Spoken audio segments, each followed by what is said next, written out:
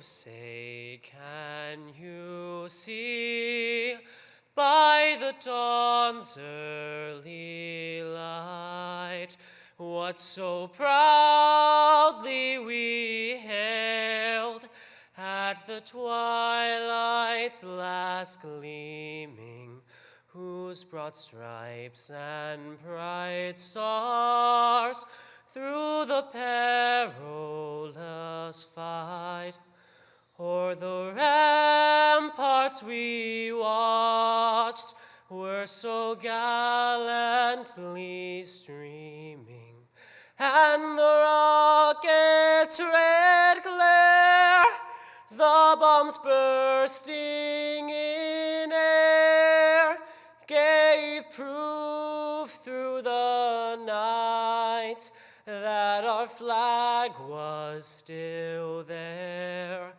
Oh, say does that star-spangled banner yet wave o'er the land of the free and the home of the brave?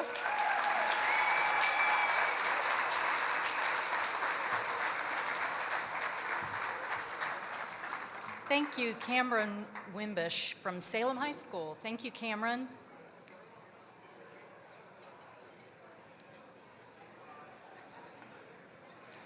Welcome, everyone. Welcome to the Atlantic Union 32nd Annual Business Hall of Fame. I'm Sharon Lustig with CMR Institute and co-chair of the Junior Achievement Board of Directors. To kick off this evening, I want to ask all who purchased a head of the class ticket to pull those out. Everybody got your head of the class ticket, raffle ticket? Pull them out for us. If your number is called, all of your table will move to table 25, the big sparkly table right there in the middle. And that table is sponsored tonight by Truist. Thank you, Truist. You and your table mates will find a basket for each of you of wonderful goods valued at over $200 a piece. Cyrus, you ready to pull the ticket?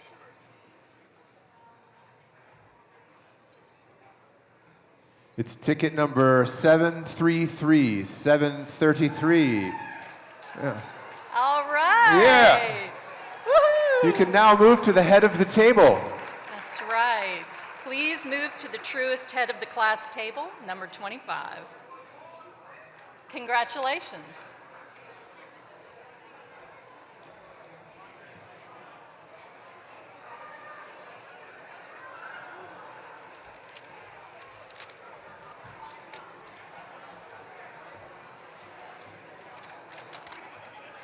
Hi, good evening, everyone. My name is Brian Woosley from Roanoke Gas Company, and I am the current chair of the Board of Directors for Junior Achievement of Southwest Virginia. On behalf of the board, I am delighted to express our sincere thanks to the honorees for the 32nd Annual Business Hall of Fame. Tonight, we are not only celebrating the power of entrepreneurship, but we are also showing our youth the power of innovation, resilience, and community. It is our hope that tonight's stories will motivate them to dream big and pursue their passions with determination and courage. On behalf of Junior Achievement staff and the Board of Directors, we would like to thank Atlantic Union Bank, this evening's presenting sponsor. At this time, I would like to invite my fellow JA Board Chair and Atlantic Union Regional Commercial Executive, Craig Parrott, to the stage. Thank you.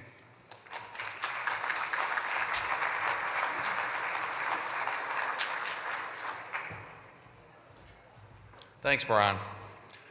First, I want to acknowledge, both personally and on behalf of the board, Carrie Garnett, who's the president of JA. She's been with us for a year now, and she hit the ground running last year, and she's continued the great legacy that Catherine Elam built for us here in the organization, but she's also brought a great new energy to the board. So thank you, Carrie, and the staff for a great first year.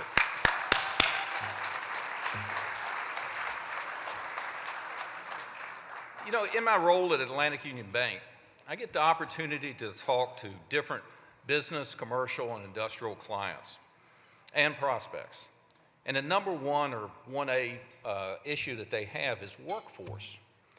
And one of the variables in that workforce issue is the employee financial well-being that they have, because it impacts the employees' productivity, their retention, and their attendance. So Atlantic Union, we support our clients and prospects via our Solutions Banking program. It provides the employees online tools and webinars, on-site seminars as well to promote financial literacy and well-being. And the great thing about it, it's no cost to the employee, it's no cost to the employer. And they don't have to bank with Atlantic Union, though we like it when you do. So, that's just another way we invest back into the communities that we serve. Now, quick comment as a board member of JAA about our strategic mission. The results don't come in a day or a week or a month, because our focus is on the youth from grade school all the way up to high school. Our objective is to equip them with the tools and awareness of financial well-being, but maybe most importantly is to instill the intellectual curiosity in each one of them to prepare them for the future, to take control of that future. So I got a little activity here. I need everybody's help. You don't have to stand up, but I want everybody to stretch. Just reach up. Don't hit your table mate in the head or knock over the wine, Feels good, right? We all like a good stretch. Kind of invigorates the body, frees the mind up. And, we're blessed here tonight because we have generous corporate sponsors, table sponsors, individual ticket buyers, and other donors. So I've got one more stretch I need everybody to help me with, and that's a financial stretch. So think about this. If everybody sitting at a table gave $10 more tonight, you can do more, please do that. But if you could do $10 more per person, we could provide programming for 65 more students next year. Now, I can't think of a better use of $10 than that. So just think about the impact you can have with that extra $10 that you can give tonight. So I hope you'll take that extra stretch. I promise you it'll make you feel good when you do that. The QR code, I don't know if that's been introduced yet, but there'll be a QR code where you can make donations to, but I know some of the tables have envelopes. You can certainly see a staff member about it as well. We'll help you out if you've got money to give. So now for the formal welcome tonight, I've got the privilege of introducing the CEO of Atlantic Union Bank, John Asbury.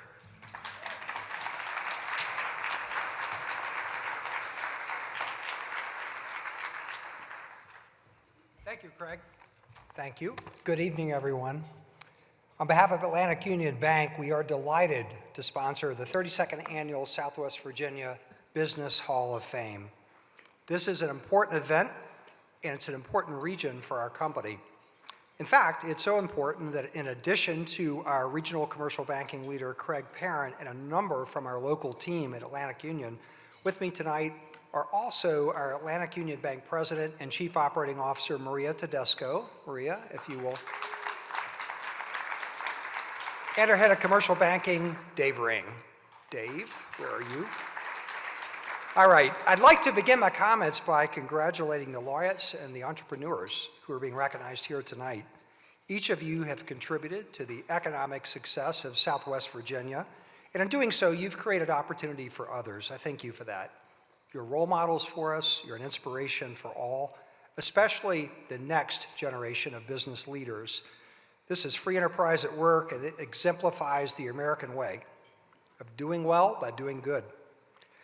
Now, whenever I'm in Southwest Virginia and have opportunity to speak, I will proudly point out that this is the area that my wife and I call home, even though we now live in Richmond, where our company is based. I grew up in Radford, where my parents were public servants. My father was a city manager in Radford for about 23 years. My mother taught city schools, elementary school, until she was age 72, and they still live there today. My wife, Wendy Sublett Asbury, lived in Christiansburg as a child, and she is a graduate of Vinton's William Byrd High School, class of 1983. We met as students while at Virginia Tech. I am a Southwest Virginian. Even though our early in our careers, I should say, Wendy and I lived in Roanoke from 1990 to 1995. After my first few years at the old Wachovia Bank in Winston-Salem, North Carolina, I joined then Sovereign Bank in Roanoke. And I have Doug Waters, and some of you will know this name, to thank for hiring me. He changed the course of my life. He changed the course of my career trajectory. Wendy and I have many happy memories of our time here in Roanoke, of our early marriage, our first house on the high side of Carolina Avenue, despite the fact that there were 26 steps from the sidewalk to the front porch. A few of you will actually know this street. And our friends in Roanoke from our time here and the New River Valley. It's always good to be back in this area. We moved to Richmond in 1995, and as what was once Sovereign Bank ultimately became Bank of America, we were later moved many times across the country as far away as Seattle, Washington. In 2016, I was presented with the most unexpected opportunity to come home to Virginia to succeed the CEO of then Union Bank and Trust, who was retiring after 26 years in role. Leading the search was Dr. Raymond Smoot, then chairman of the bank's board of directors and a 2012 laureate of this organization. Ray Smoot is a name you'll recognize, and while he is not here tonight, I want to thank Ray as well for bringing Wendy and me home 7 years ago, and it's hard to believe it's been that long. Now, when I lived in Roanoke, I had the privilege of serving on the board of Junior Achievement of Southwest Virginia. I taught JA programs in the public schools here. I know this organization. JA was important then, but I actually think it's more important now. And that's because the organization has broadened and modernized its programs and its mission of preparing young people for success in life. Atlantic Union Bank is proud to partner with JA, not only here in Southwest Virginia, but throughout our franchise across Virginia. As bankers, we recognize the importance of JA's focus on educating young people, preparing them for successful lives. They teach readiness, entrepreneurship, free enterprise, financial literacy. These are noble undertakings, and they do prepare young people for economic prosperity and for life success. One day, it will be they and not we who sit in this room and are receiving and presenting these awards. All of this and more is why Atlantic Union Bank applauds the great work being done by Junior Achievement of Southwest Virginia, and why we're sponsoring this program tonight. Last, while I'm here, I cannot help but mention and comment on the investment Atlantic Union Bank itself is making in Central, Southwest, and Southern Virginia with the exciting news of our pending merger with American National Bank. You know American National Bank from their presence here, and many of you will remember their 2019 merger when they undertook with Roanoke's hometown bank. American National and our company have had a close relationship for nearly 40 years, and we are thrilled to partner with our friends there, and in doing so, increase our presence and our resources available to customers and to businesses right here. American National Bank is well represented in the audience tonight, and that includes Chairman, President, and CEO Jeff Haley. Jeff, if you will raise your hand, please. Chief Administrative Officer Eddie Martin. Eddie, you're out there. American National has long been viewed as the gold standard for community banks with a proud 114-year history, and that's a good match for our own 121 history at Atlantic Union Bank here in Virginia. Atlantic Union and American National will be better able to serve you together. The primary benefit of this combination for consumers and for businesses in Southwest Virginia, it's going to be the additional presence and convenience we offer as we combine our branch networks, our commercial banking teams, our wealth management teams. Importantly, our combined resources will also increase the lending capacity of both companies. In addition to all the good work American National has done and is doing in its markets, by coming together, once joined with Atlantic Union Bank, we'll provide a broader set of offerings to American National Bank clients, such as extensive treasury management services, equipment finance and leasing, asset-based lending, capital market services, and much more. I'm particularly excited this will once again mean a full-service branch for Atlantic Union Bank in downtown Roanoke. That is something that we have sorely missed, and it will come back. Additionally, we're delighted that American National's lead independent director, Carilion Clinic CEO Nancy Agee, herself a 2014 Junior Achievement of Southwest Virginia laureate, will join Atlantic Union Bank's board of directors, along with American National board member and local entrepreneur and business leader Joel Shepard. Combined with our Atlantic Union-based, Roanoke-based board member Russ Ellett, who is here. Russ. We'll have 3 members from our board of directors in the area. American National's Eddie Martin will lead our combined teams in Central, Western, and Southern Virginia, and Jeff Haley will continue his service to our company as an advisor. The local market knowledge and perspective of our Southwest Virginia-based leaders and board members, combined with my own local roots, should assure you that your interests are going to be well served and well represented by Atlantic Union Bank. We look forward to closing this merger early next year, and I'm thrilled to complete our long-desired expansion here. We've worked hard to position Atlantic Union Bank as the first and only statewide, independent, Virginia-based bank the Commonwealth has seen in over 20 years, and that was no easy task. Our roots in Southwest Virginia, they are deep, and with American National Bank joining our family, we'll grow deeper still. It's good to be with you, and thank you for being here tonight.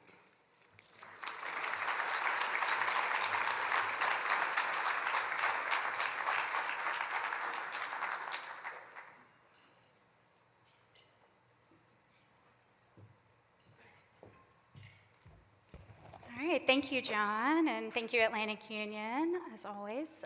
Good evening, everyone. I'm Carrie Garnett, President of Junior Achievement of Southwest Virginia. Junior Achievement wouldn't be able to fulfill its mission without support from our partners, like Atlantic Union Bank, as well as the other generous sponsors who are listed on the screens behind me. In addition to our lovely sponsors, I'd like to ask you all to join me in thanking Anstey Hodge Advertising Group, who not only designed the invitations and programs for tonight's event, but also the remarkable design and creation of our new Business Hall of Fame website.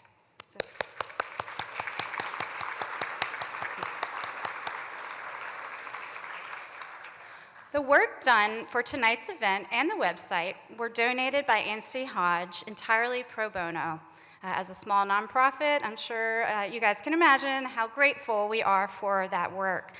Their generosity has brought our vision of having an online time capsule of our past honorees to life, as well as elevated our presence, allowing us to reach and inspire more youth in our region. So thank you again, Anstey Hodge.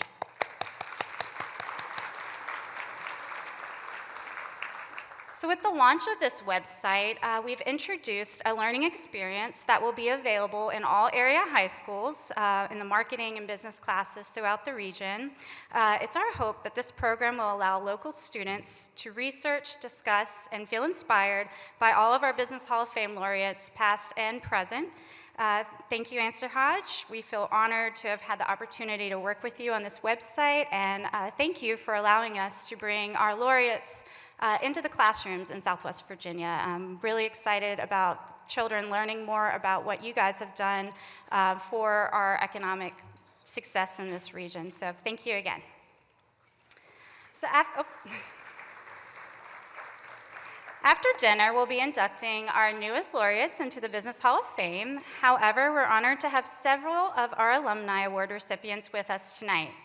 So I'd like to ask all past and present inductees and entrepreneurs who are here in the audience to please stand up and let us give you a hand.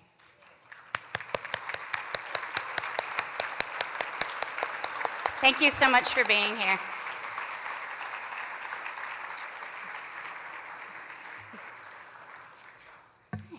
When I embarked on this JA journey exactly 1 year ago, this past Tuesday on Halloween, I was welcomed with open arms by a group of individuals who were united for a shared passion to inspire and prepare the youth of Southwest Virginia for their future. So I want to personally say thank you to the members of our board of directors for your support, commitment, and guidance over the past year. Each one of you has played a pivotal role in ensuring that we not only sustain our operations, but we also thrive and evolve into the future. So any current JA board members who are here with us today, please stand and let me give you a personal round of applause. Thank you so much. And lastly, I want to acknowledge some brilliant student interns from the Burton Center for Arts and Technology in Roanoke County for their exceptional work in producing the Laureate and Entrepreneur videos that will be showcased tonight. Students and Mr. Salo, will you please come to the stage?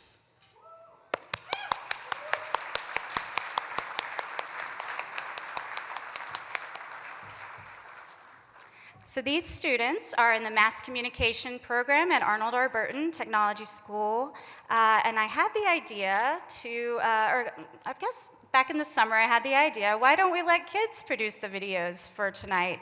And I just couldn't be more proud of the work that they've done in such a short amount of time, and I really want everyone to just give them the biggest round of applause you can muster.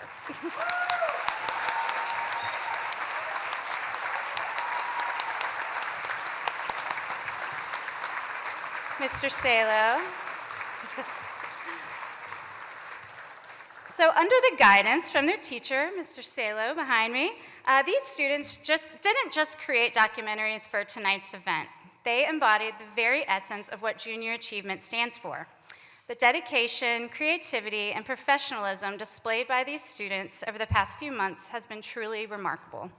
These students have reinforced our belief that when we invest in our youth, they not only succeed, but excel in ways that inspire us all. So let's give one more round of applause to these bright stars for reinforcing our mission and enriching our event. Thank you, guys.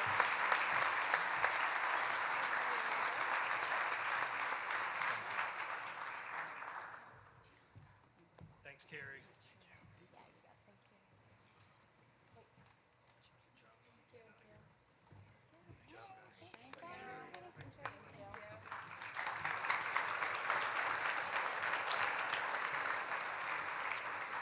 All right, so at this time, the invocation by Crystal Spring Elementary student Lily Santee.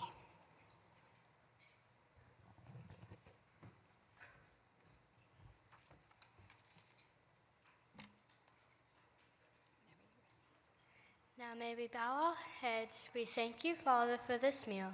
Please be with everyone in the world who is hungry tonight. Guide us to be the best we can and help others. May we always remember to be grateful for all our blessings. Amen. And now let's enjoy dinner.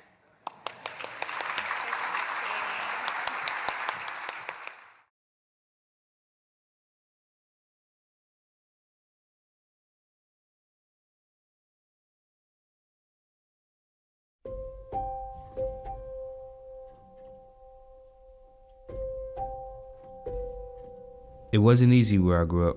There were a lot of examples of what not to do. My brother made mistakes and was in prison. I couldn't count on my dad.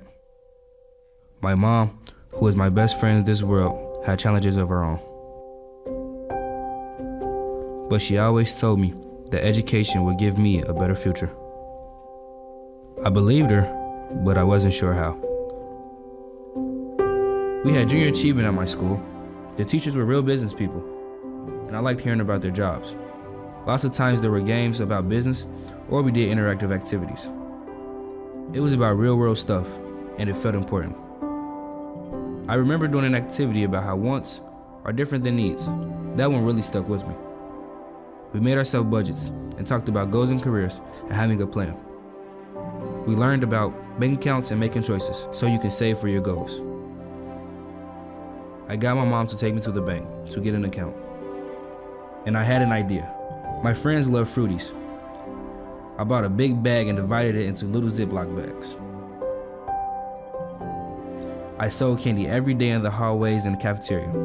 That worked out pretty good for me, so I made at least $25 off of one bag. When I was about to be 16, I realized it would help me and my mom a lot if I had a car. The principal heard me talking about finding a job. He said he knew a guy at McDonald's, and he would set me up for an interview. That worked out, and I had a paycheck every week. I took out the money that I needed and put the rest in the bank. By the end of the summer, I had a car, and I could drive myself to a job I liked better. It really felt good to know I could make this happen for myself. I love playing football, and being on the field made me feel better about things. I've been around people my whole life who let their anger out with violence. One time in school, something happened, and I was about to fight a guy. One of my coaches stopped me. He asked me if fighting would get me what I wanted out of life. I remember junior achievement and my goals and my plan. I needed to make good choices because my goal was to go to college. What I learned in junior achievement helped me get a full scholarship to Miami University. It gave me the tools I needed to stop getting hung up on the problems around me and make things happen for myself. I saw the life that I wanted ahead of me. My mother was right. Education will give me a better future. And I have to say, I like what I see ahead of me.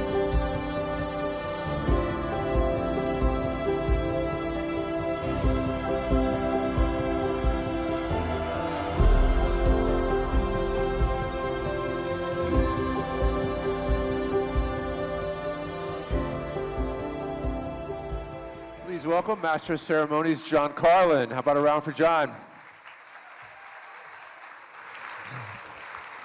Thank you, Cyrus, and good evening, everyone. Glad to be back with you here again this year. It is an honor, once again, to stand before you as the host for this grand evening. I saw before on the slide that this is the 32nd year, so I'm just going to pat myself on the back here for a moment and say it's the 32nd year that I have been here to be the MC for this event. So. I'm big on streaks. You know, it's like I write down every mile I ride on my bicycle. So when I get a streak going, you know, I got to stay with it. So, but it's really tonight all about the spirit of innovation and entrepreneurial excellence, and it is certainly alive in this room tonight. I can't help but feel inspired by the energy each of you brings to this event tonight, and most importantly, the energy that our honorees bring tonight. And we're here to honor the legacy and also the future of business here in Southwest Virginia as we celebrate the people who have shaped our region's economy and made a lasting impact on our communities as well in ways that probably you won't even be able to imagine until you hear some of the backstories. And we're here to shine a spotlight on those who are also writing the next chapter in our region's business story. So let's get to that part. Representing the future of our region this year are our 2023 Entrepreneurs of the Year. And this year, both of our honorees are shaping the landscape of the hospitality business here in our region. They have seen the potential of Southwest Virginia as a destination, not just, of course, for its natural beauty, which we all know, but also for its vibrant local culture and community.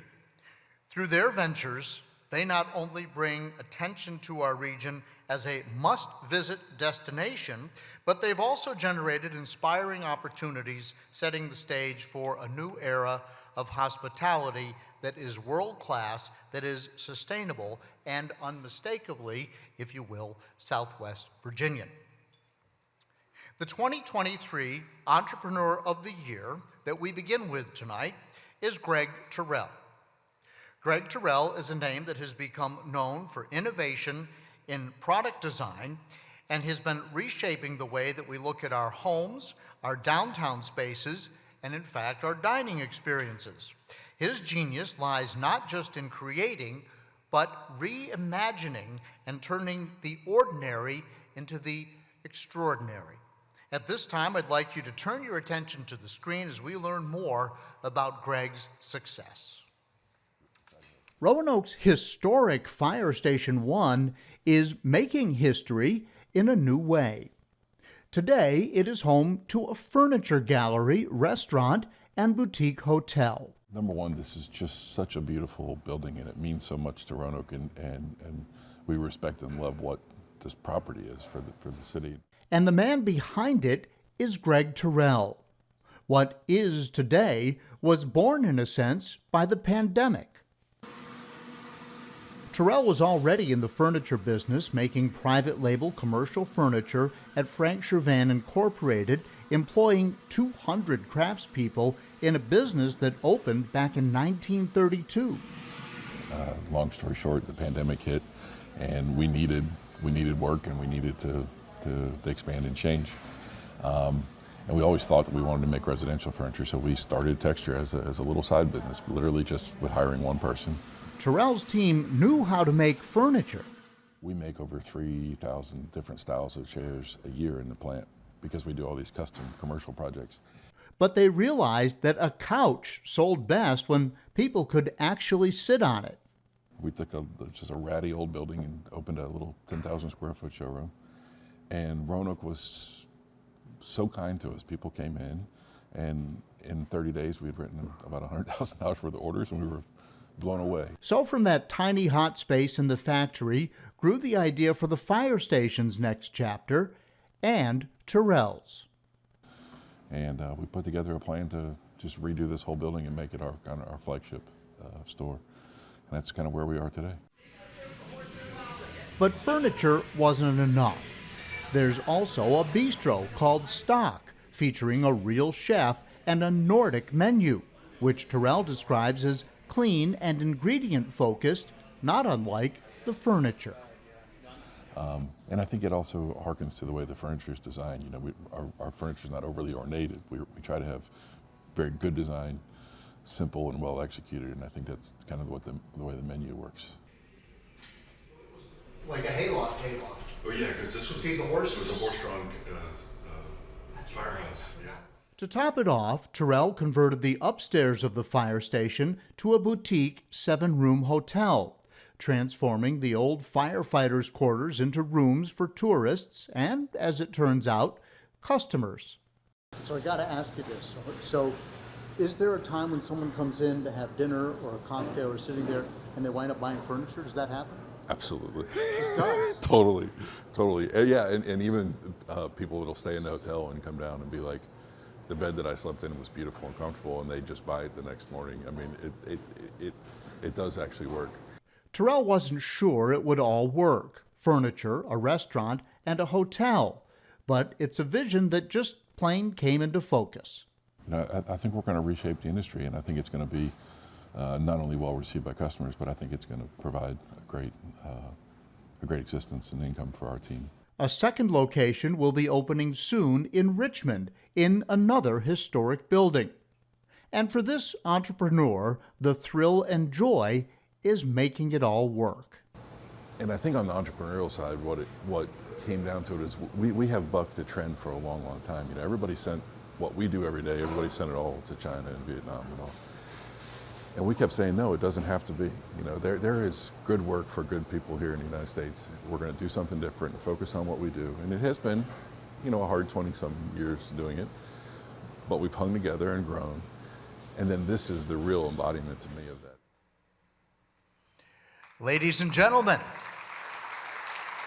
our 2022 Entrepreneur of the Year, Mr. Greg Terrell. Greg, would you please come forward and make some remarks?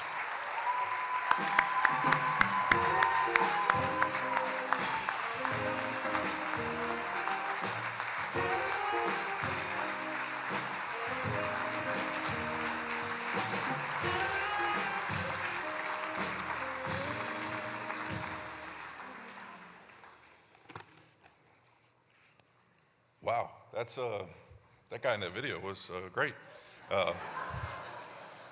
But you're stuck with me for a few minutes, so hang in there. Thank you all so much for attending tonight. It really is an honor and a pleasure. Just thought I would maybe share just a few experiences. You know, back in the 90s, I attended a graduate school lecture featuring a very well-known and super successful Fortune 500 CEO. And a friend of mine asked him at the end of the lecture, you know, what do you think about technology that's going to reshape business? And he asked him about cell phones and computer, internet, things like that. And the CEO quickly said, that stuff's all distractions. And he doubled down by saying, you know, really, what is reshaping business and will continue to do so is the fax machine. So now some of you, I see some great young future leaders out there that are under 25. Don't hesitate to turn to somebody beside you and ask, what is that? And I would encourage some of you that are more my age group to share all the details, including that funny little paper that rolled up and all that. But technology aside, the lesson I took away from that great speech from that CEO was, don't give advice lest you find yourself someday proclaiming the preeminence of the facts. So therefore, tonight I have no intention of sharing great advice with you. And instead, maybe we'll share just some other snippets of our stories and what we all share here in Roanoke. Those of you that have been in my office know that I collect a large group of quotes. They cover the walls of my office. There's hardly any space that they don't cover. But in particular, one that always is my favorite is actually a cutting from the Roanoke Times Sunday. And it was the Mutz comic. And there's a guy walking his little dog, and he looks out and sees a beautiful sunset. And they quote the German theologian Meister Eckhart. And the quote simply says, "If the only prayer you say in your life is thank you, that would suffice." Meister Eckhart did not need a mobile phone, TikTok, email, or even a fax machine to lay down that wisdom back in the 1300s. But I think it's as true today as it was then. In keeping with his wisdom, I hope you'll give me just a few moments to say a sincere thank you tonight to some people that really make a difference. First and foremost, to my brilliant wife, Nicole, and the daughters, Nora and Sally, who take after her in her brilliance. I know being along for this roller coaster ride of entrepreneurship is often a challenging path.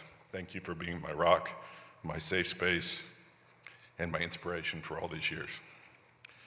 Thank you to my brother Steve, who is not only the best sibling anybody could ever ask for, but he's also the best business partner. My brother has always asked me to put the needs of our team first, of our community, before he takes anything. And tonight he's walking the walk and back over in the restaurant filling in a spot in the kitchen, so he would have loved to have been here. To Dale Wilkinson, I have to say thank you for stepping up and giving the city the treasure that is today Fire Station 1. Working with you on this project, it was always clear you wanted to give a lasting gift to the city by honoring that beautiful building and its history. Thank you for entrusting us with the station and partnering with us on that amazing project. Many thanks as well to a good friend, and many of you know here in town, Anthony Gardner, who has been a manufacturing partner with us for years, building great furniture around the country, and he's been a great support to Texture and its infancy as well. A special thank you tonight to Mr. Greg Feldman, who to me is the embodiment of the positive magic that comes from incredible intellect paired with a great heart and the best of intentions for the community. Greg, you were instrumental in helping us get Texture started, and we will be forever grateful. Most importantly, though, I want to thank the many craftspeople that I work with every day. We accomplish things in the plant that everybody thinks could not be done in the United States anymore. Their hard work inspires us, and their dedication moves us forward every day. We have a table of part of this team, and they're part of our newest team that created Texture and some of the great things you saw in the video. Amber, Lisa, Dixie, Nick, Alex, Tara, Jeff, and Narden. I hope you'll take a moment to think about what you've already accomplished. There was no playbook for creating a custom designed furniture store, Nordic restaurant, and luxury boutique hotel all in one place. But you created one. You should be proud. I'm proud of you, and I'm so happy to be on your team.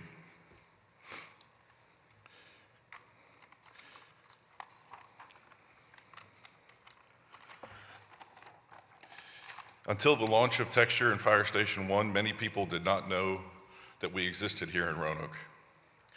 But if you have been in a bank, hospital, resort, restaurant, or senior care facility in the past decade, it's about certain that you interacted with something that we produced here in Roanoke.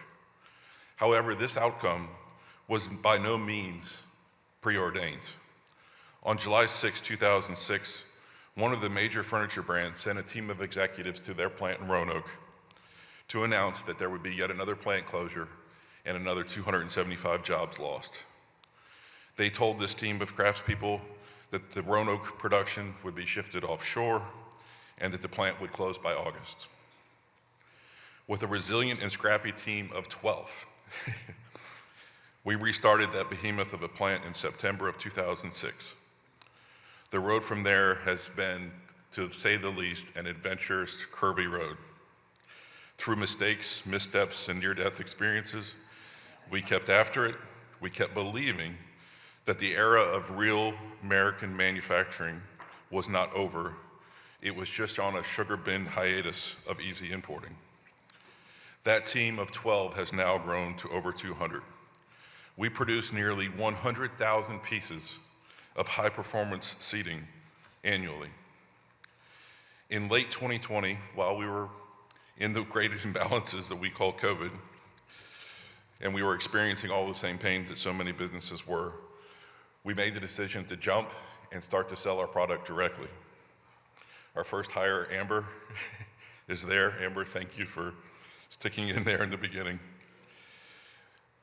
But we early on sat down and said, why do we exist and why are we doing this? And I to this day, remain grateful for the fact that we answered the question why.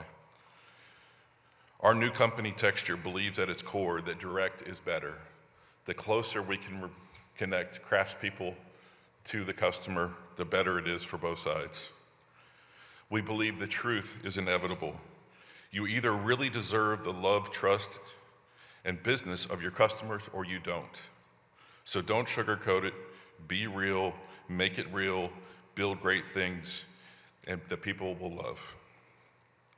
We believe everything happens in context, and we work every day to understand the context of our customers and our community and to mold what we do to please people.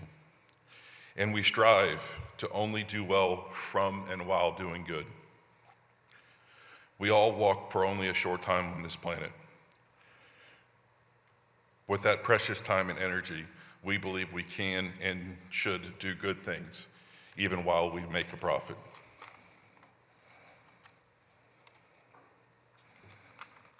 Turns out it's harder to turn pages than it is to actually get it. So, all of these core values turned out to make Texture a special thing. Yes, this is what drives us to put more into the product rather than more into hype and marketing. It drives our passion for real sustainability that embodies itself in the Texture Upcycle program, where we actually take back furniture that we've made and remanufacture it, giving it another life and radically reducing the carbon footprint and environmental impact. This also, for instance, leads us to welcome community members to a job in our plant as their first job after leaving incarceration, doing what we can to be a supportive to these people as they restart their life. This is what drove us to create Fire Station 1 Experience, our integrated boutique hotel and stock bistro, attempting to create a loving environment where people come to connect with craft and feel the difference in what we do. And this drives us to be the team passionate about designing and building what makes you and your family happy rather than selling you on what we have already bought. I hope you'll consider coming by the station. Whether or not you want to spend any money, come see this historic landmark and what has been done to it with our partners. Finally, one more critical thank you. Now, more than ever, I think the work of junior achievement is so valuable. What can be better than inspiring and preparing young people for success? Keep up your amazing work. Thank you for this great honor for our team, and thank you for the blessing of your time tonight. So goodbye to the era of the fax machine, and welcome to the new era of American craft manufacturing. Thank you.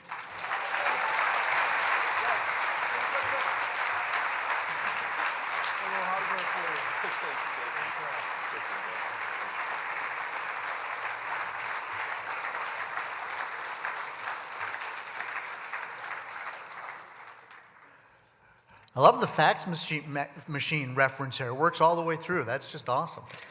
Didn't think that in this high-tech audience we would be all about the fax machine. Thank you, Greg, and congratulations. Appreciate your thoughts and everything you've done for the Star City. Next, we will present a special addition to the entrepreneur category. So I want to tell you a little bit about our social entrepreneur of the year, Kat Pascal.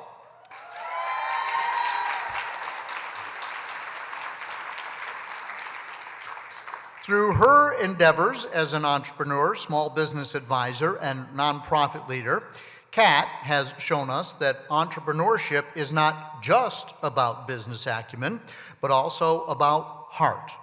With her focus on local food and community initiatives, crafting a blueprint for businesses that are not just profitable, but also purpose-driven. Let's take a look at a video featuring Kat and her entrepreneurial role in our region. Build a better burger, the world will beat a path to your door.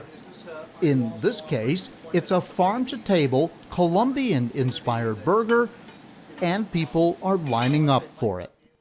Okay, tenemos una hamburguesa que es el Van Helsing.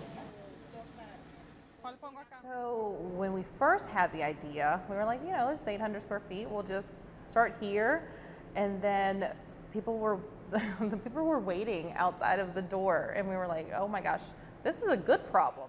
Kat Pascal has the happy dilemma that every entrepreneur dreams of. Hers is Farm Burguesa, a restaurant with locations in Vinton and Roanoke's Grandin Village. Don't worry if you don't know how to say it, because it's a made-up word. What if we name it this? What if we name it that? And Jimmy, he's like, what if we just combine two names like hamburguesa, which is hamburger in Spanish, and farm, which is the theme that we're going to make Farm Burguesa.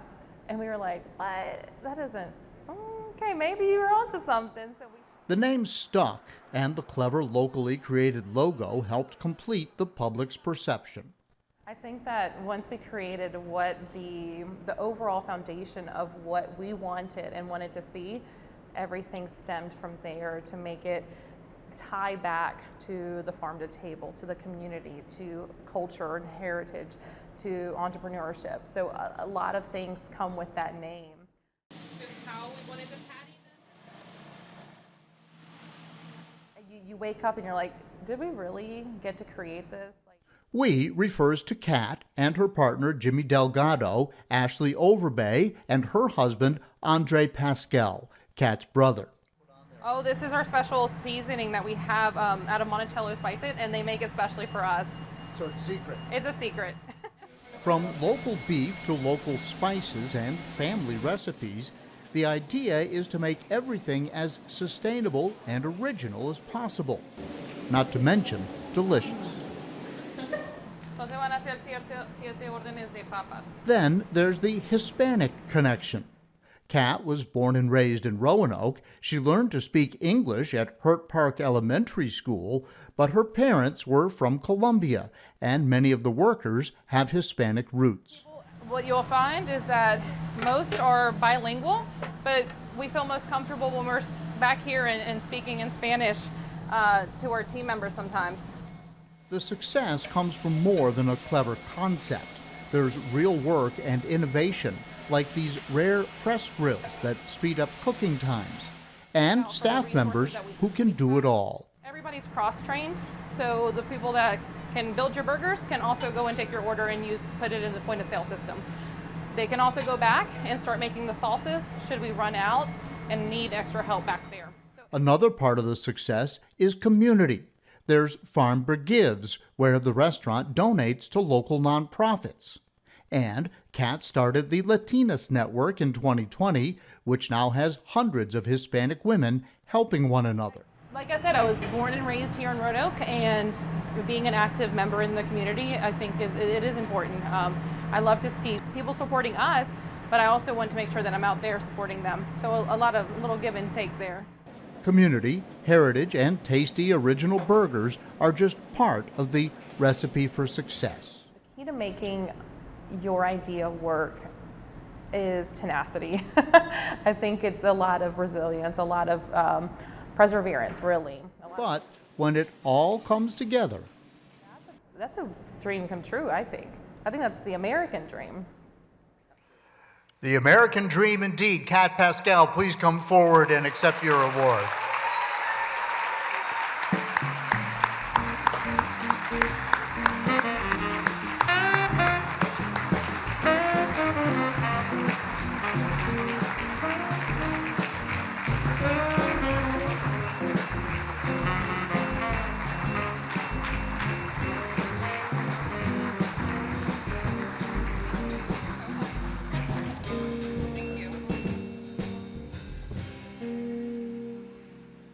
Wow, thank you everybody so much for the incredible award and the time to be here. I want to start off with just saying thank you to Junior Achievement for this incredible honor, this incredible opportunity to be here. I wrote a little speech, very tiny, but truly none of this would be possible without organizations like yours, without the support of amazing partners, friends, family, and colleagues. Many of you I've worked with at some point, and I just thank you for opening the doors. Woo, okay, I'm trying to breathe, y'all. For opening the door to allow me to sit or work with you, to teach me, to help me along the way. Truly, it's an honor to be here. I wanted to leave you all with just a small little bit. In a world that felt or feels sometimes overwhelming, I remind myself that we can make a positive impact with small changes or small steps. Those small steps create bigger impacts, and those small steps can give us little doses of happiness and hope. Thank you all so much for having me here. Thank you for allowing me this amazing award.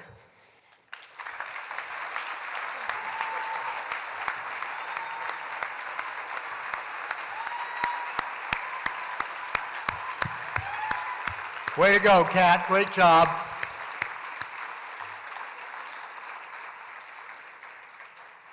Haven't eaten there since Monday. It's fact. And now it's time for our other two laureates. And this year, our laureates, I can tell you, will receive awards designed by Virginia glass artist Dan Sconia, and you'll see those as they come up and are presented. So first of all, allow me to introduce you to a man whose name has become synonymous with innovation and entrepreneurship, and that would be Mr. Doug Wanarina. Doug's journey is one of sheer perseverance, vision, and commitment to pushing the boundaries of what's possible, from his pioneering efforts in the tech world to his relentless passion for fostering the next generation of startups.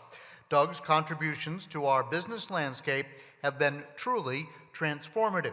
And at this time, once again, I invite you to turn your eyes to the screen as we learn more about Doug Wanarina.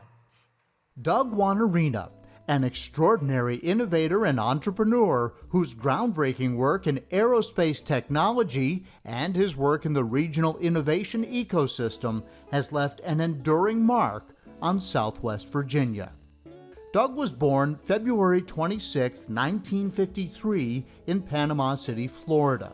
His father was an Air Force fighter pilot, which led them around the world, living in over 12 cities across the United States and Europe.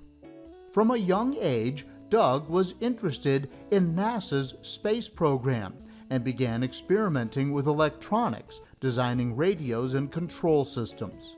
During 10th grade, he won the 1969 Virginia State Science Fair with his design and fabrication of a digital computer.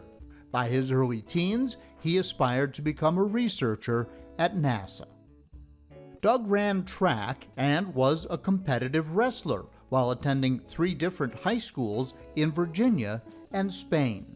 After graduating from high school in Spain, he attended Virginia Tech, majoring in electrical and computer engineering. Shortly after Wanarina's arrival at Virginia Tech, Dr. Wayne Bennett became his advisor and offered him a part-time position in the computer engineering lab as a technician to help pay his college expenses. At the end of his junior year in 1974, Doug was selected for a summer internship with the Instrument Research Division at the NASA Langley Research Center. Over that summer, he designed, fabricated, and installed sensing instruments in NASA's wind tunnels. One of his projects that summer, an airspeed indicator, was used to control the wind tunnel's airspeed until the early 1990s. His outstanding performance that summer led to a full-time job offer after graduation in 1975. At NASA, Doug was assigned to a team tasked with the development of a next-generation aerodynamic pressure measurement system for wind tunnel propulsion and flight testing. Over the next 3 years, his team developed systems that were 1,000 times faster than the then-current technology. Doug presented papers at aerospace conferences on his breakthrough technology, and NASA began receiving numerous requests to supply systems to aerospace research centers and companies around the U.S. and Europe. But since U.S. law prohibits NASA from manufacturing, the technology would have to be licensed and commercialized. And so, in 1977, Doug took a leap of faith.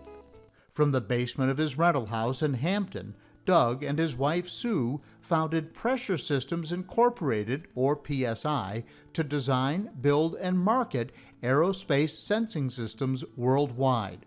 Sue managed the finances and was PSI's first controller.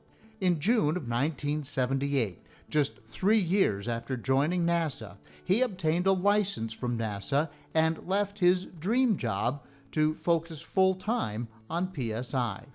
In 1983, just 5 short years after launch, PSI was named by Inc. magazine as one of the 500 fastest-growing firms in the United States. PSI continued to scale over the next 2 decades. Not too long after forming PSI, Paul Torgerson, the 14th president of Virginia Tech, became Doug's mentor and was a member of PSI's board from 1988 until 1996. He and Doug formed a deep friendship until Paul's passing in 2015. In 2000, Doug embarked on another venture, co-founding Luna Technologies in Blacksburg, serving as its president and CEO.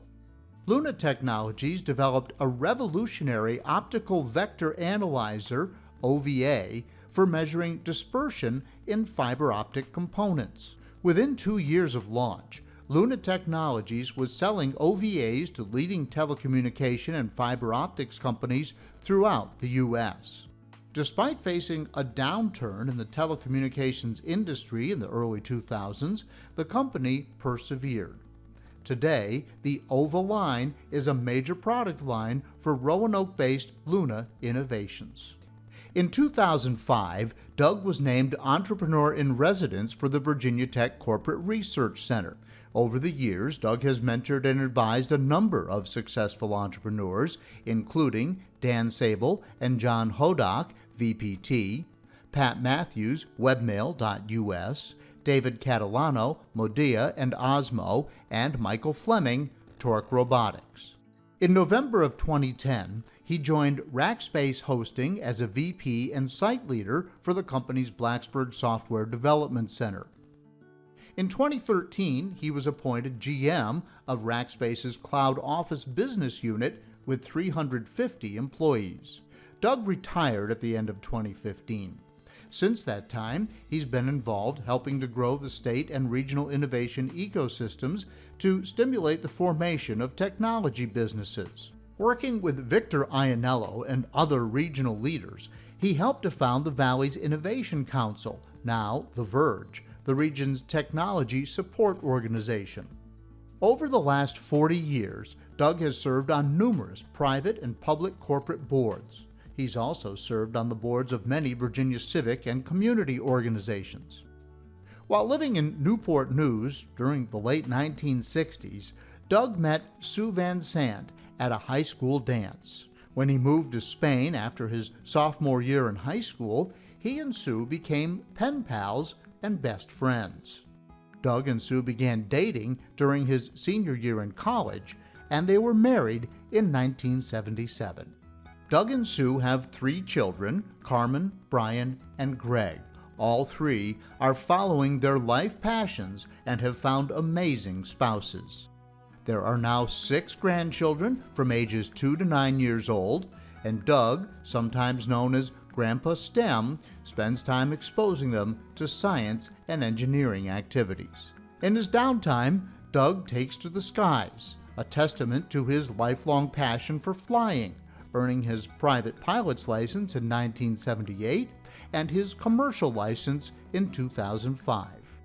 Doug Wanarina, a beacon of innovation, entrepreneurship, and relentless pursuit of excellence. His brilliant mind and pioneering spirit make him the latest laureate in the Junior Achievement of Southwest Virginia Business Hall of Fame. Doug Wanarina.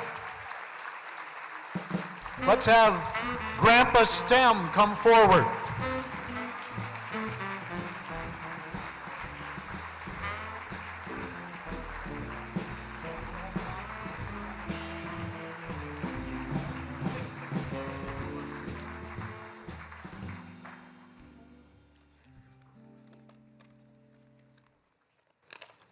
Well, thank you for that introduction. The kids that put together this video made Grandpa STEM look pretty good tonight. Tonight is a celebration for junior achievement and all the good that it does for students of Southwest Virginia. I'd like to first start by thanking Carrie and the Junior Achievement Board for working so hard to put this amazing and wonderful evening together. You know, in April, I was taken aback when NL Bishop called me to let me know that I had been nominated for this award. I want to thank Aaron Bertram for nominating me and thank the committee for your confidence. I am deeply honored to stand before you this evening to accept this prestigious award. Also to share this evening with Bob and Kat and Greg. Congrats to each of you for all that you have accomplished and done for our community. I'm joined tonight's celebration by some of our closest friends, our family, including our children, their spouses, my nephew Brandon and his wife Tina, my niece Lauren, and also I'd like to recognize my grandson Jack, my 9-year-old grandson Jack, who's escorting my daughter Carmen. I'm so proud of you, buddy. Junior Achievement's mission of helping to expose and educate students in financial literacy and the entrepreneurial process is both unique and special. You know, when I joined NASA, I had no plans to become an entrepreneur. I just wanted to be a researcher. When I left NASA to start PSI, I can tell you those first few years, I faced a very, very steep learning curve because I didn't have the entrepreneurial background or formal business training.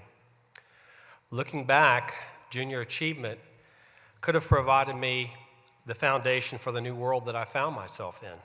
So, what I would tell the students here tonight, the Junior Achievement students, is that you're lucky to be involved in this program, and I'm certain that you will recognize this as your lives unfold. It's been said that life's journey is not about what you have accomplished or how much money you've accumulated, but in the end, it's about who you've helped and lifted up along the way. My struggles as a young entrepreneur led me to help mentor many entrepreneurs over the years, and I can tell you that it has been a blessing indeed. Celebrating tonight with us are a few of the most successful entrepreneurs in this region. Over the past 20 years, I've had a front row seat watching these amazing entrepreneurs build world-class companies that now employ hundreds of people in our region. Dan Sable and John Hodock have quietly grown VPT in Blacksburg to be one of the most successful businesses, technology businesses in our region. VPT builds very sophisticated electronic devices for spaceflight applications. Also with us tonight is Michael Fleming, founder of Torque Robotics. Michael found Torque to help save lives through autonomous driving technologies. And I tell you what, these guys are my real heroes here tonight. If I could give only but one piece of advice to the students here tonight, it would be to surround yourselves with people who believe in you. Find teachers, mentors, and friends that challenge you, support you, and lift you up. In my life, I've been extremely lucky to have had people who cared about, supported, and helped me along during the tough times. No one more than my wife, Sue. Without her constant support and encouragement, I would have never become an entrepreneur. She encouraged me and, more importantly, gave me permission to leave NASA to form PSI. During my 22 years at PSI, I traveled around the U.S. and the world promoting our company on the average of about 12 weeks each year. Sue took care of all the details and raised 3 amazing children. And so I would just say thank you for always being there for us.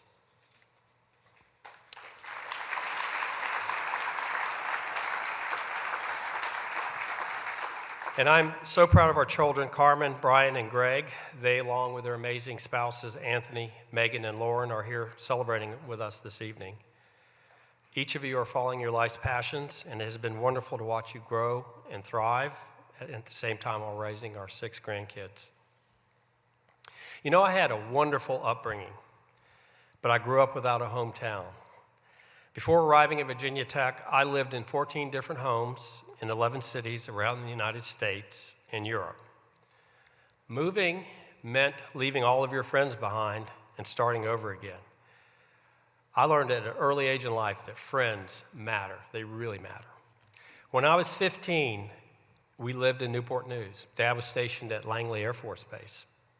That summer, my dad sent me to his hometown in Chico, California to work on my uncle's almond orchard for the summer. Chico then was a small town. It's located about 100 miles north of Sacramento. Each day, my cousins and I would get up early to beat the summer heat, and we would go out into the orchard and move irrigation pipes between various rows. In the afternoons, we would fish or go swimming in the creek, and it was a wonderful, wonderful summer. Near the end of that summer, my father flew out to spend a few days in Chico. That Saturday, he asked me to go downtown to run a few errands with him. We first walked into the hardware store. Immediately when we walked in, the guy behind the counter saw my dad and said, "Hey, Cecil, how have you been?" And when we walked out of the hardware store, I asked him, "Who was that guy?" He said, "Well, I went to grade school with him." That morning, we ran into a number of people who recognized my father. All remembered his name, and all were happy to see him. Although Dad had not lived in Chico for more than 2 decades, it was like he had just always lived there. It was his hometown. And I can tell you that trip downtown that day stayed with me for a very long time. Well, it took me 50 years to find my hometown, and tonight is an affirmation of just how lucky a guy that I am. Thank you, Junior Achievement, for this amazing award. I'll cherish it always.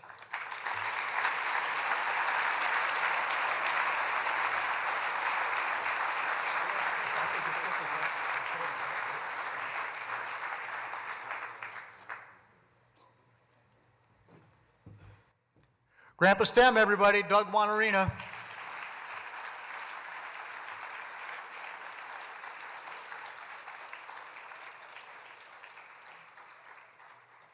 And next, we have the privilege of inducting Mr. Bob Archer into the Business Hall of Fame, a beacon of leadership and a testament to the power of strategic vision. Bob has led with integrity, passion, and a keen business sense, that has inspired many people. And I would be remiss if I did not know tonight the induction of Mr. Archer into the Business Hall of Fame marks the first mother-son duo to receive this award, as Mrs. Regina Archer is also a member.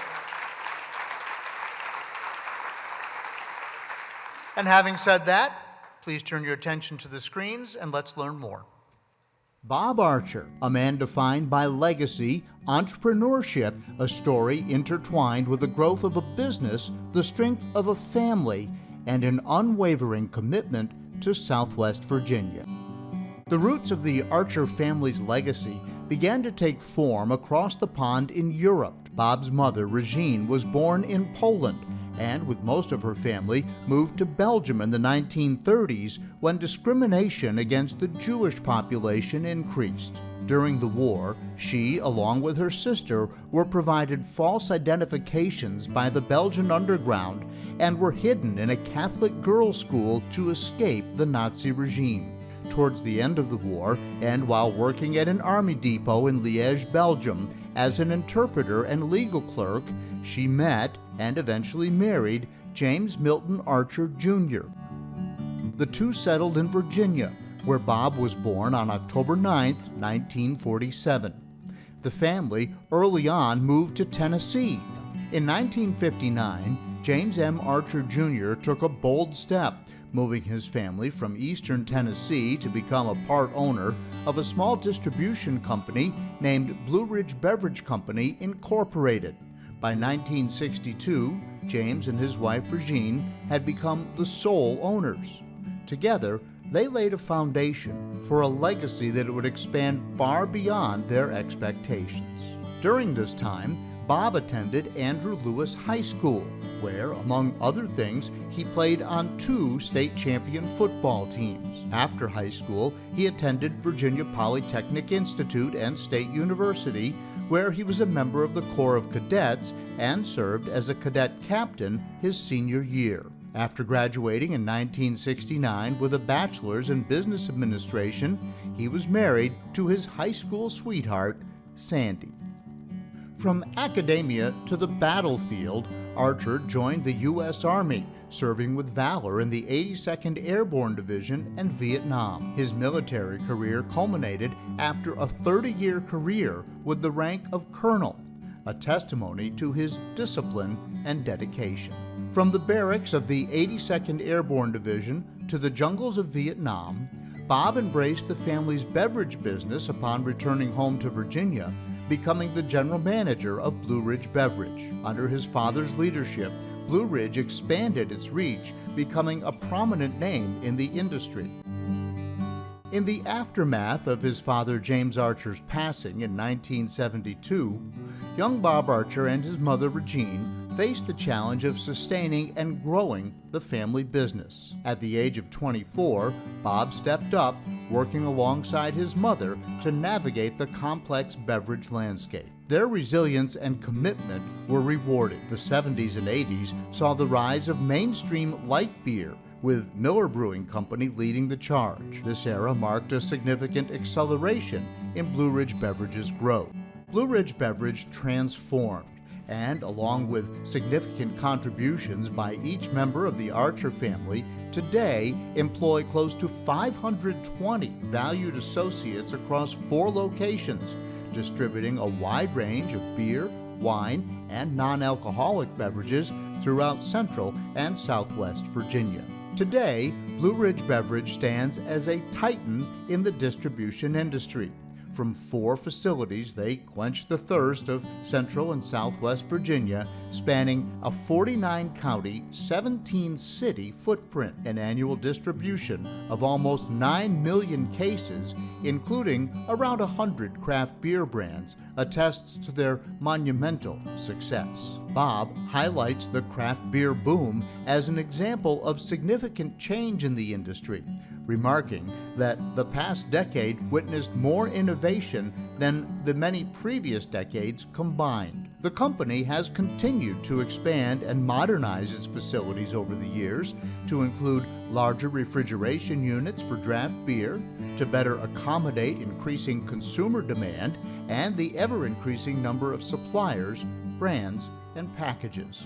Bob Archer is a man not just known for his business acumen, but also for his tireless dedication to his community.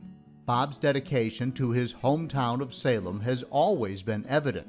He's an active member of the First United Methodist Church and worked with others to bring the Amos Alonzo Stag Bowl, the Division III Collegiate National Football Championship, to Salem each December for a period of 25 years. A proud member of the Salem Rotary Club, Bob's service saw him recognized as a Paul Harris Fellow, one of Rotary's highest honors. For over a decade, Bob was a driving force on Virginia's Small Business Advisory Board, even serving as its chair for 10 years. Titles like the Small Business Advocate of the Year from the Regional Chamber and the U.S. Small Business Administration Advocate of the Year award found their way to Bob's illustrious trophy cabinet. His influence extended to education as well. At Radford University, Bob served on the Board of Visitors, undertaking responsibilities as the Vice Rector and later as Rector. He also serves on the Roanoke Higher Education Center's Foundation Board. From the Roanoke Valley Development Corporation to the Governor's ABC Expert Review Panel, Bob Archer's mark on his community and industry is indelible. In his free time, Bob is a man of many passions. His zest for life saw him complete 13 marathons, traverse the globe, and capture moments through his lens. Behind the accolades and achievements stands a family man, devoted to his wife Sandra and their 3 children, Michelle, Lori, and Jill, as well as 6 grandkids. Blue Ridge Beverage is more than just a business. It's a family legacy. Multiple generations of Archers, from the children to the grandchildren, have been a part of this journey. In 2005, Bob's mother, Regine, was inducted into the Junior Achievement of Southwest Virginia Business Hall of Fame, making them the first mother-son duo to receive this prestigious honor. As we traverse the journey of Bob Archer's remarkable career, a core principle emerges, shaping his every move and decision, a motto that he's held close to his heart and that has propelled him to great heights. Bob states that he's always believed in taking reasonable risks, not saying no just because he's never tried something. After all, he says, if we're not making some mistakes along the way, aren't we missing out on some of the best opportunities? This life motto has not only defined Bob's approach to business, but also instilled a sense of courage and innovation in those who've had the privilege to work alongside him. From the serene landscapes of eastern Tennessee to the bustling facilities in southwest Virginia, the story of Bob Archer and Blue Ridge Beverage is a tale of passion, resilience, and legacy. Bob's life has not just been about success, it's about family, leading with the spirit of ut prosim and forming a lasting bond with our region. All of which makes Bob Archer the latest laureate in the Junior Achievement of Southwest Virginia Business Hall of Fame. Bob, would you please come forward at this time? Congratulations.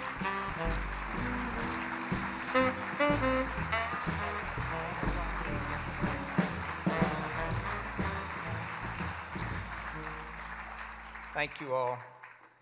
I'm here tonight to report that we use technology in the beer business too, so that's a speech for another night. But let me begin by thanking all that are associated with Junior Achievement of Southwest Virginia for this very special recognition.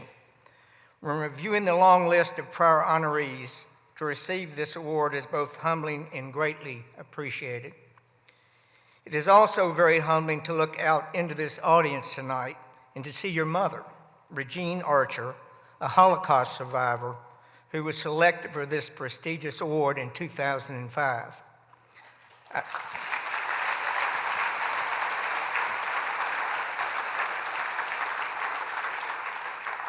I suspect that we are the first mother-son members of this august group, and it turns out to be true.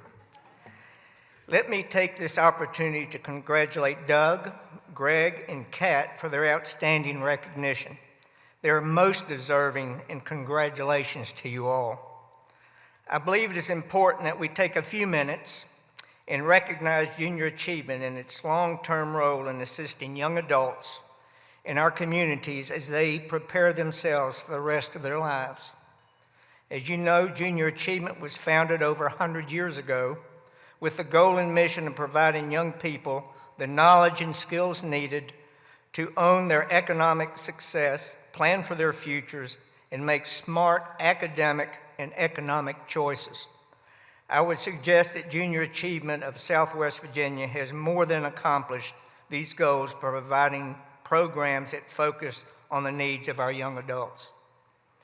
During my lifetime, first under the outstanding leadership of Catherine Elam, and now Carrie and her team, Junior Achievement has been instrumental in the success of many of our youth, and all are to be commended for a job well done.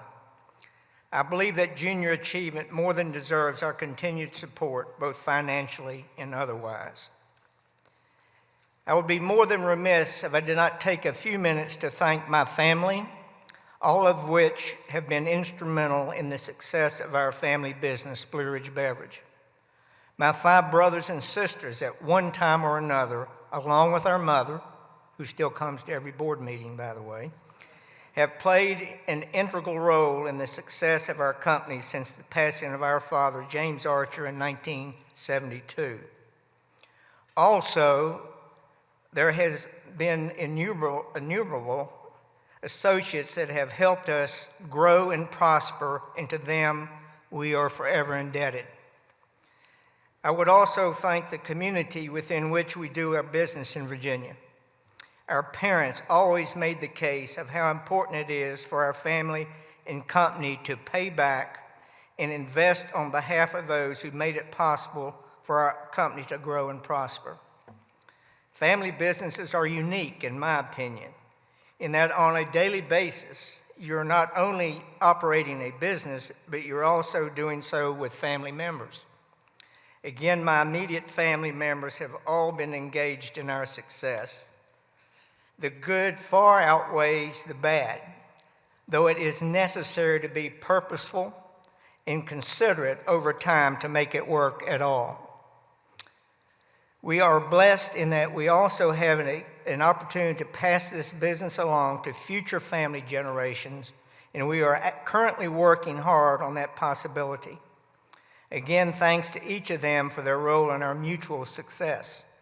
And a special thanks to my wife, Sandy, who has supported me through thick and thin, to include my military as well as business careers.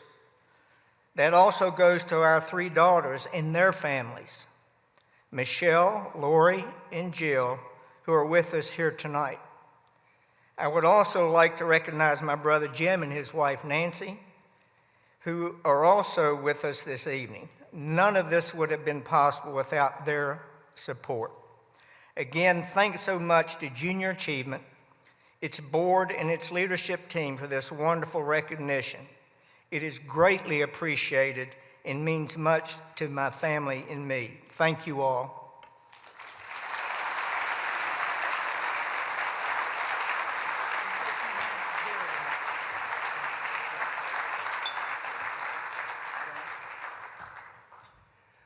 How about one more round of applause for all of our laureates and entrepreneurs tonight?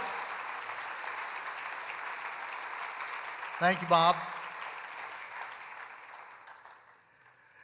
Business Hall of Fame history has been made again this evening with the induction of, believe it or not, our 65th and 66th laureates into the Southwest Virginia Business Hall of Fame. Our laureates and entrepreneurs remind us that the spirit of business is not just about profits and numbers, it's also about vision, it's about innovation, it's about leadership, and a deep commitment to our community. I'd like to take a moment at this time to highlight the cause that you've heard mentioned many times tonight. Indeed, is one of the reasons that you're here tonight, and that is at the very heart of the Business Hall of Fame. That's Junior Achievement. JA has been a source of education and empowerment for youth in our community for more than 65 years. Tonight, I invite all of you to take part in preparing local students to own their own success by contributing to Junior Achievement. This year, we have made donating as easy as we possibly can. Imagine that at a fundraiser. But on the screen behind me, you will find that QR code. And just open the camera on your smartphone, point it toward the QR code, and you'll be guided through a secure process to make your donation. There will be students walking around to each table if you need any help with technology. Yes, we are a technology-rich bunch here tonight, but God knows we're all going to need those students. So thank you, students. Your generosity, folks, will fund future programs such as Career Success at the Radford Venture Lab, which provides the foundations of entrepreneurship and career readiness for high schoolers in our region, or the upcoming partnership with the Center in the Square, JA, our city at Kids Square. This program has the potential to prepare every third grader in Southwest Virginia to navigate the world of finances, to make smart decisions, and understand how money moves through the region. Our children are not only our future, they are our now. So please, let's invest in them, ensuring they have the necessary tools, knowledge, and wisdom to build a future of which we can all be proud. With each donation, you're not just giving funds, but you're also providing opportunities, hope, and a path toward a brighter future for the children, the kids, the students, and our region. So, thank you once again from the bottom of our hearts for your generosity and commitment to shaping the next generation of business leaders. Here's to more innovation, more success stories, and a future where Southwest Virginia continues to shine as a beacon of business excellence. So please point your smartphone at that QR code, and then I say, have a good night and drive carefully. We'll see you next year. Good night.